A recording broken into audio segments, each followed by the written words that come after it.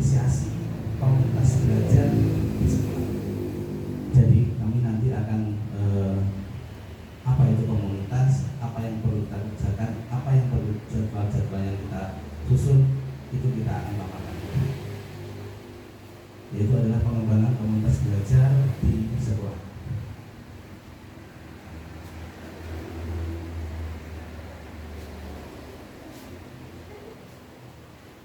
Komunitas belajar ini dasarnya adalah surat edaran dari Direktorat Guru dan Pendidikan Kementerian Pendidikan, Kebudayaan, Riset dan Teknologi nomor sekian.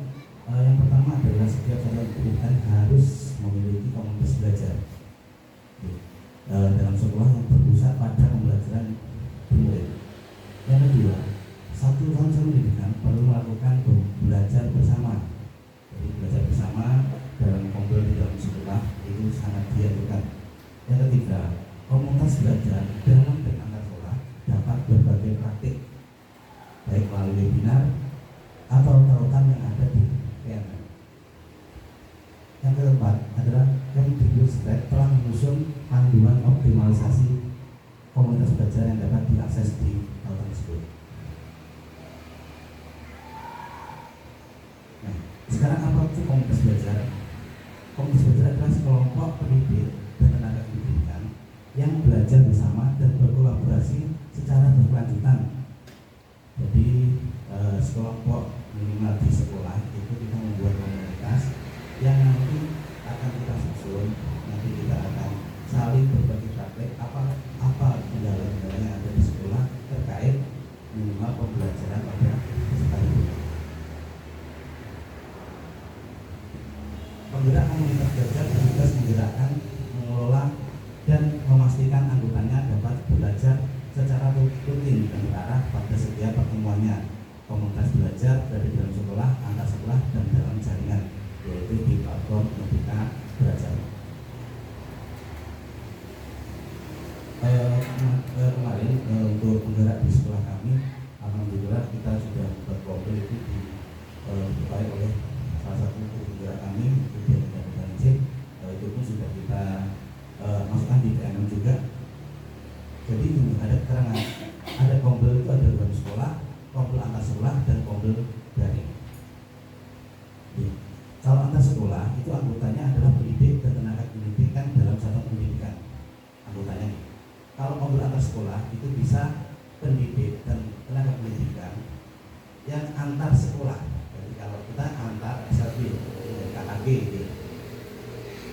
karakteristiknya adalah ruang lingkupnya adalah pengembangan sekolah, pengembangan kompetensi PTK, peningkatan hasil belajar. Jadi fokusnya meskipun dari setiap sekolah itu mempunyai siswa yang dengan karakteristik beda, dan bagaimana kita nanti kompil itu berjalan di antara minimal sekolah ataupun anak sekolah. Nah, contohnya seperti itu, ruang lingkup belajarnya adalah pengembangan kompetensi PTK.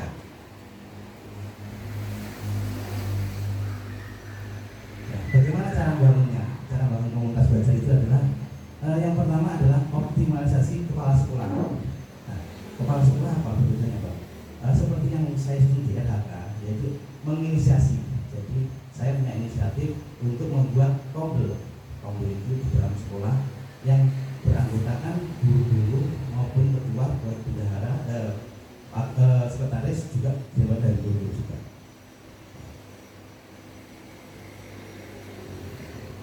Sebelum itu kita setelah inisiasi, setelahnya kita akan membutuhkan panitia kecil.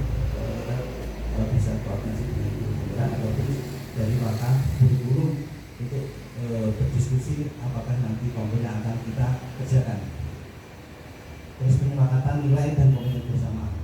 Yang jelas dalam komunitas belajar itu sangat diperlukan komitmen bersama demi tujuan untuk pembelajaran siswa yang berpusat pada murid. Jadi komitmen sangat diperlukan. Mari kita sharing untuk minimal di sekolah kita. Mari kita antar sekolah, antar guru, kita bisa sharing apa kendala-kendala yang ada di dalam siswa kita, dan nanti kita bisa diskusikan dan apakah nanti solusinya seperti itu. Yang ketiga, yang selanjutnya adalah menganalisis pembagian kelompok belajar sesuai dengan konteks atau lembaga. Jadi begini, untuk analisis pembagian kelompok di sekolah kami buat Pak Titik ini, nanti kita kelompokkan dari komunitas belajar yang satu sekolah, nanti kita bagi kelompok kecil. Jadi kelompok guru tunarungu sendiri dan guru tunarungu sendiri. Jadi nanti bisa berkoordinasi apakah siswa A, siswa C seperti ini, meskipun dengan karakter berbeda bisa ditampung seperti ini. Jadi kita kelompokkan menjadi kelompok kecil. Terus selanjutnya nanti kita ada penyepakatan jadwal rutin komunitas belajar yang akan dilaksanakan di sekolah. Nah, dari pemaparan tadi kita ambil dari visi sekolah kita, yaitu terwujudnya peserta didik berhidup khusus yang beriman, berprestasi, berkarya, bersosialisasi dan mandiri. Misinya adalah pemaparan dari visi-visi yang telah kami susun. Nah, ini sebagai dasar untuk pembuatan kombel. Bagaimana anak itu nanti bisa beriman, berprestasi dan sebagainya, itu bagaimana langkah-langkahnya itu kita bahas di dalam kombel. Nah, ini dari semuanya itu kita mempunyai komunitas belajar sekolah yang kita bernama Dharma Diva Widya. Apa itu Dharma Diva Widya? Adalah kelompok belajar pengembangan kompetensi guru pendidikan khusus guna mewujudkan peserta didik yang berprestasi, berbudaya, berkarakter, wajah Pancasila, serta berbagi praktik baik, webinar, terus serta pelatihan-pelatihan seperti membuat topik nyata yang telah kita kerjakan bersama-sama. Apa tujuan dari komunitas belajar dengan Dharma Diva Widya yang telah kita buat? Yaitu adalah mengedukasi anggota dengan mengumpulkan berbagai informasi terkait masalah yang terkait praktik pembelajaran. Yang selanjutnya adalah mendukung dengan merancang interaksi, kolaborasi. Itu kenapa? Karena kita butuhkan kolaborasi antar guru itu seperti itu. Jadi ada berkesinambungan antara guru satu dan guru lain supaya nanti kita bisa menyesuaikan praktek belajar yang terbaik untuk anak didik kita. Yang selanjutnya membina anggota kelompok dengan mengajak anggota kelompok untuk belajar. Nah, seperti yang kita sampaikan dulu di Indonesia, kalau di sini kan yang ada bullying yang senior gitu, itu kita ajak bersama, ayo bullying berdiskusi. Sekarang berdiskusinya semua tentang IT, teknologi IT, semua berbasis teknologi.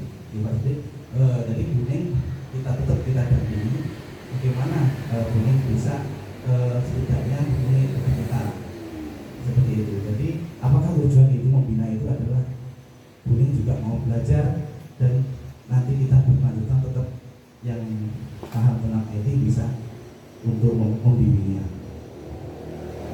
Yang keempat adalah mengintegrasikan pembelajaran yang didapatkan melalui komunitas dalam pekerjaan sehari-hari.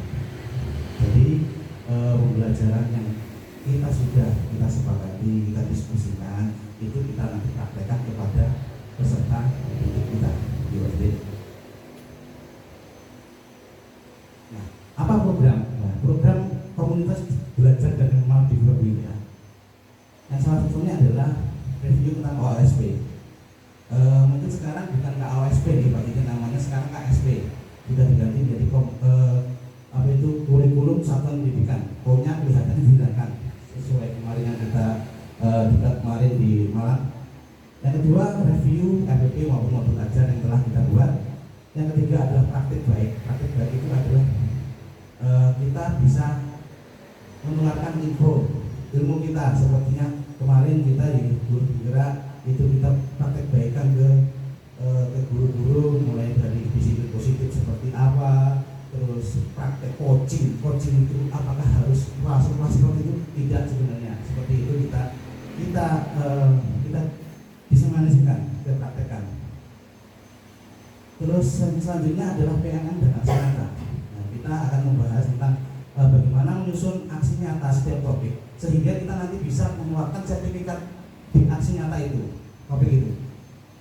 Yang kelima yaitu modul belajar P5 yang mungkin yang kemarin di alhamdulillah di malam juga ada penyusunan modul ajar yang nantinya pun akan bisa diintegrasikan ke rapor P5 nya juga. Itu kita diskusikan. Terus yang keenam adalah pemanfaatan aplikasi akhir tanpa, yaitu aplikasi yang ini sedang viral ya di dalam pendidik guru-guru, termasuk ya bagaimana menyusun media slide yang bagus untuk video pembelajaran yang bagus. Nanti kita diskusikan bersama, belajar bersama. Nanti kita akan setelah sudah jadi kita akan arahkan ke itu. Ini jadwal program kita adalah ini. Jadi kita melakukan programnya itu setiap minggu kedua dan ketiga di dalam jam pelajaran. Insya Allah nanti di luar meskipun ini harus jam pelajaran, tapi kita mulai di setelah jam 12. Jadi mulai ada Januari, Februari sampai setiap bulan kita membuat jadwal seperti itu.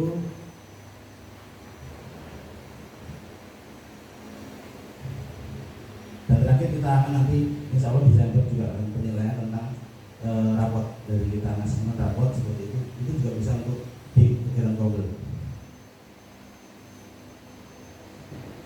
Ini beberapa kegiatan yang telah kita susun ya, kita praktekkan mulai dari itu ya, pembelajaran diferensiasi, ada asing nyata oleh guru penggerak, terus ada juga praktek coaching juga. Ini adalah kemarin ini adalah pemilihan dari aset sekolah, pemilihan seperti apa aset sekolah yang dimiliki itu kita rapatkan juga. Ini dari praktek coaching juga ada supervisi akademik.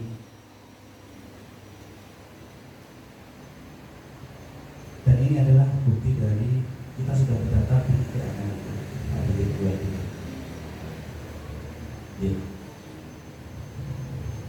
Maaf.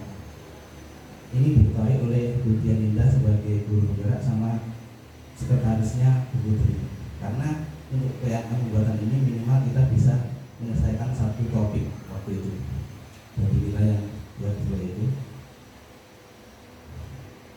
Dan ini beberapa sertifikat yang telah kita terima di PNM ini. Dari beberapa guru sudah mulai aktif semua.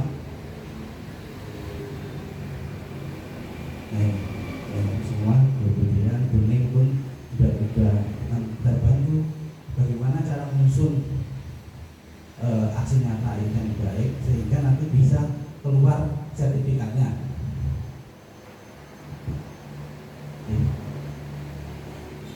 Sekian pemaparan dari saya, Pak Sidik, tentang pengembangan komunitas belajar di sekolah. Ada kurang lebihnya saya mohon maaf. Mungkin ada reaksi atau balik dari Bapak Ibu guru atau Pak Sidik.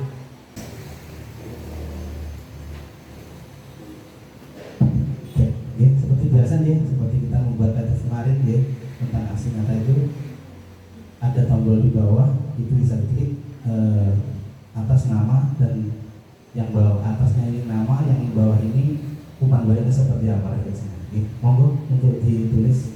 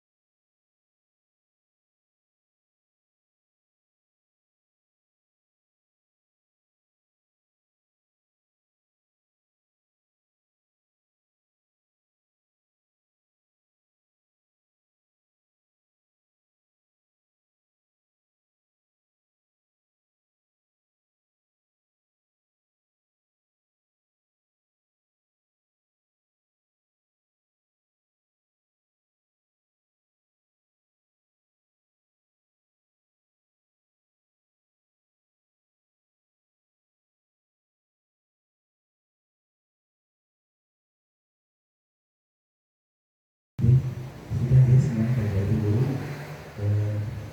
Mungkin dari Bapak Ibu Guru yang menyampaikan hasil pantauannya, monggo dari Ibu Putri, monggo. Bu Bella, aduh nggak monggo nggak.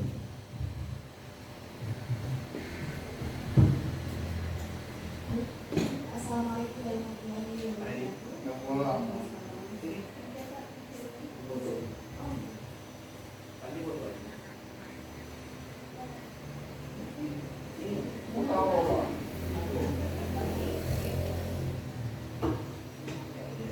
Jadi melalui kombo ini kami dari mati-mati kita bisa berbagi satu baik bagaimana memberikan pelayanan pendidikan bagi pendidikan khusus.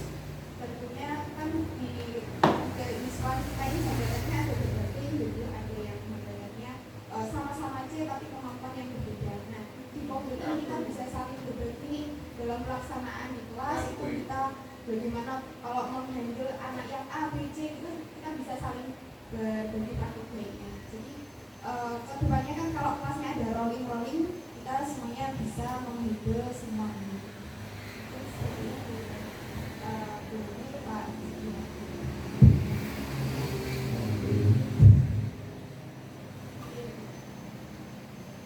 Terima kasih Bu Putri atas umpan baliknya. Insya Allah nanti kita akan lebih perbaiki kombo kita supaya lebih maksimal untuk saling bertukar pikiran.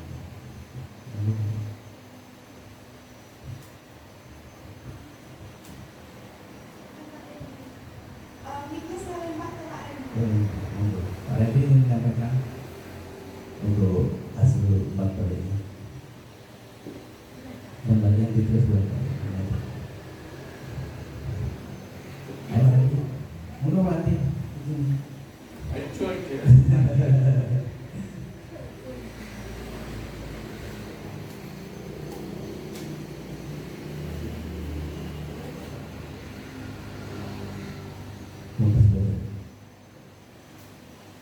Baik, saya harus menyampaikan komunitas belajar dapat merupakan wadah untuk guru untuk berbagai pengalaman serta serta praktek baik dalam dalam mereka. bidang mereka mengambil. Terima kasih Pak Randy untuk bantuan ini. Bu Rina mungkin mau menyampaikan.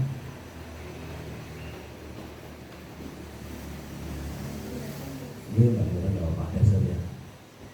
Jadi komunitas belajar mampu mengedukasi anggota komunitas untuk meningkatkan kualitas pendidikan, kadar derajat atau taraf pandaian serta kecakapan yang berhubungan dengan proses belajar mengajar. Terima kasih Bu Rina.